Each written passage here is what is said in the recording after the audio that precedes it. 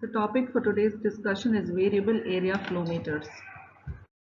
So the second type is your variable area flow meter. Now area meters are generally of two types. The first is rotameters and the second is the piston type meter. So as I have told you, the first type is your rotameter and the second type is your piston type meter.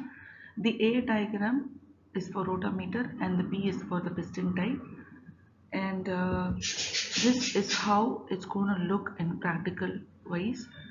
Now in rotameter, a weighted float or a plummet contained in an uptight tapered tube is lifted to a position of equilibrium between the downward force of the plummet and the upward force of the fluid, in addition to the buoyancy effect of the fluid which pass the float through the annular orifice. The flow rate can be related by observing the position of the float. So the second one is your piston type meter. In this meter, a piston is accurately fitted inside a sleeve and it is lifted by a fluid pressure until sufficient post area on the sleeve is uncovered to permit the passage of the flow. The flow is indicated by the piston position. So the very important part of your variable area flow meter is the performance characteristics. So the first is linearity. The flow rate or the volume through a variable area meter will be essentially proportional to the area, and as a result most of these meters have essentially equal scale increments. A typical indicating rotameter scale is non-linear by about 5%. The second is differential. This is an important characteristic of variable area meter, and the pressure across the float is constant. The overall differential across the meter will increase at higher flow rates because of friction losses through the fittings. The next is accuracy. The most common accuracy is plus or minus 2% of the full scale reading. This increases considerably with individual calibration, and the scale length and repeatability is excellent. The next is capacity. The variable area flow meters are the most commonly used means for measuring low flow rates. Full scale capacities ranges from 0.5 centimeter cube per minute of water and 30 standard centimeter cube per minute of air in the smallest units to over 1200 liters per minute of water and 1700 meter cube of air in 8 centimeter height meters. The next is minimum pipe requirement. An area meter usually can be installed without regard to the fittings or lengths of straight pipe proceedings of the flow meter. The next is corrosive or difficult to handle liquid. These can be often handled successfully in the area flow meter. They include such as oil, tar, refrigerants, sulfuric acid, black liquor, beverages, aqua regia, and modern sulfur.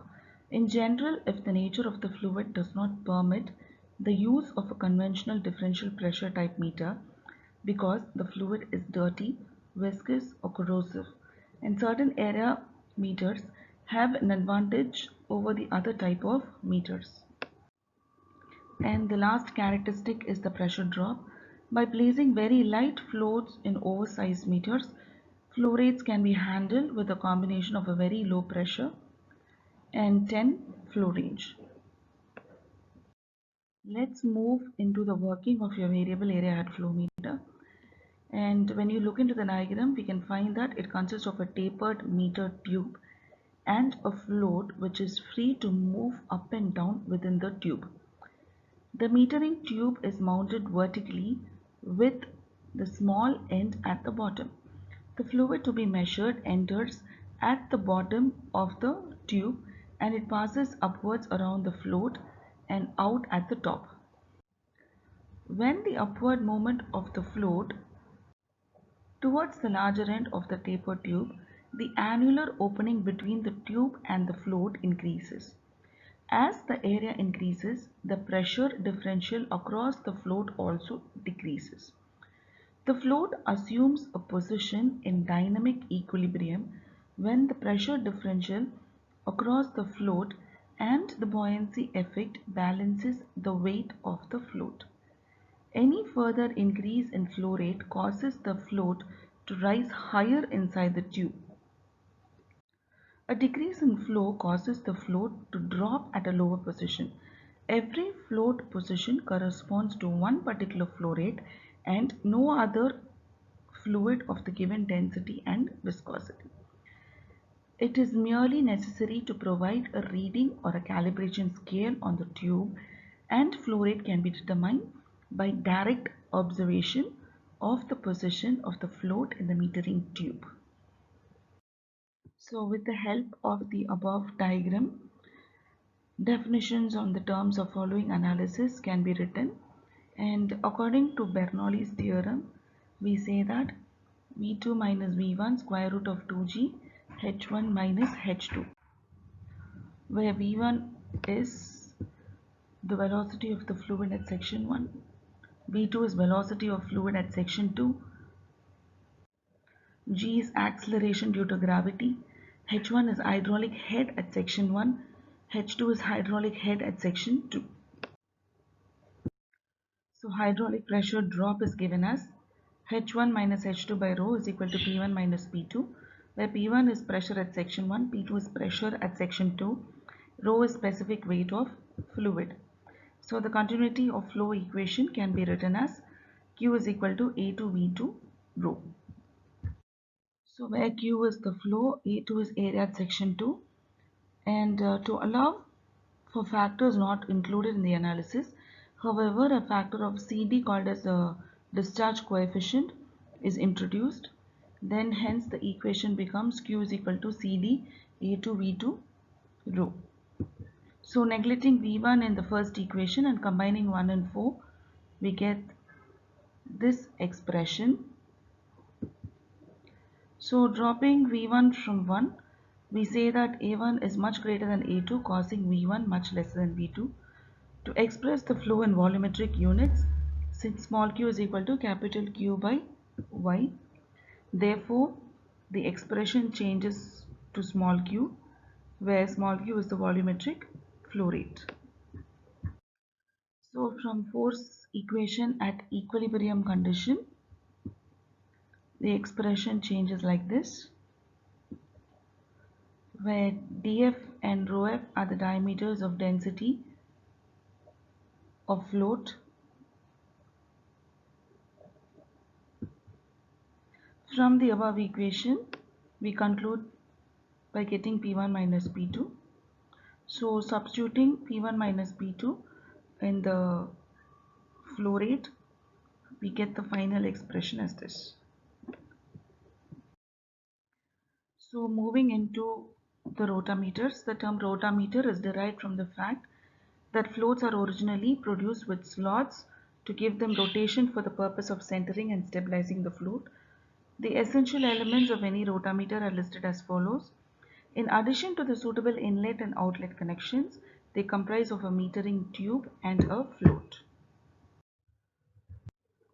The diagram which is shown here is of types of glass rotameter tubes, and in modern practice they are formed of a mandrel and anneal to prevent internal stress so that the strong uniform tubes result.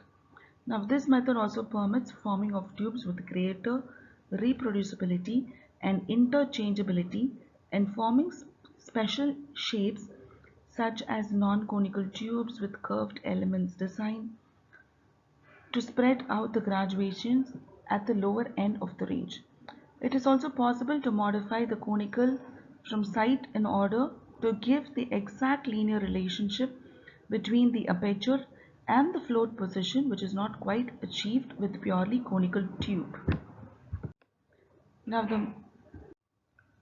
the most important special shape is a modified conical section having internal beading or lance which serve to guide the float. So the topmost set of diagrams tells you how the top of the tube is going to look, and the below portion tells you how the bottom of the tube is going to look. Now the first is the beads or ribs, the second type is called as the flat, and the third one is flutes. Now here we can say that the floats can be made from several materials to obtain the corrosion resistance or capacity modification. Ratings are generally in terms of meter capacity. Using a stainless steel float, it has to be found that the float shape determines to a larger extent of how much a rotameter will be influenced by changes in the viscosity of the measured fluid.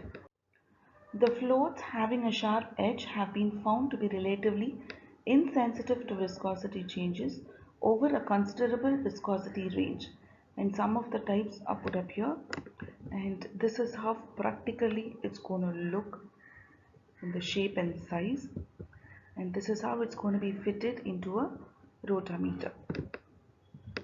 So moving into the advantages, low cost and pressure drop, rangeability is better. It is suitable for small flow rates, easily equipped with alarms and switches or any transmitting devices. It also measures the flow rate of corrosive fluids. There is an availability of viscosity immune floats. It can be used in some light slurry services. And the disadvantages are it is difficult to handle the glass tube type. It must be mounted vertically. It is not suitable for pulsating services. With this, we have come to the end of variable area flow meter. Thank you.